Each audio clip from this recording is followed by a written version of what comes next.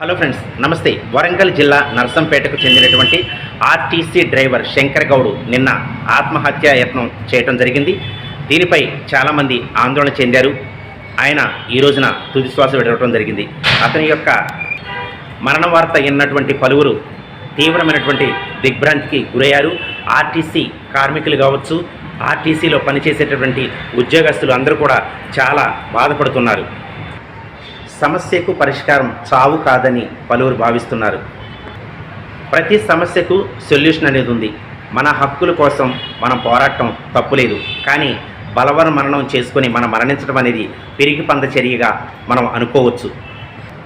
మీ హక్కుల కోసం న్యాయపరమైనటువంటి సమ్మె చేస్తున్నారు. పలువురు హర్షిస్తూనే ఉన్నారు.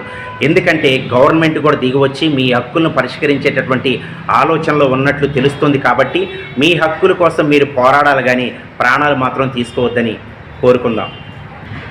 శంకర్ గౌడ్ మరణం పట్ల పలువురు ప్రగాఢ సంతాపాన్ని వ్యక్తపరుస్తున్నారు. మీ మరణం ద్వారాగా సాధించినటువంటి హక్కులు మీరు ఆ ఫలాలను మీరు స్వీకరించకుండానే మరణించారని ఆర్టీసీ కార్మికులు చాలామంది బాధపడుతూ ఉన్నారు, దుఃఖిస్తున్నారు. ఈ రోజున మీ కుటుంబానికి మీరే దూరం అయ్యారు. ఇలా ఎవరూ చేయొద్దని చెప్పేసి మనస్ఫూర్తిగా కోరుకుంటున్నాను. సమస్య ఉంటే న్యాయపరంగా పోరాడాలి, న్యాయపరంగా ధర్నా చేస్తున్నారు. ప్రశాంతంగానే కొనసాగుతుంది.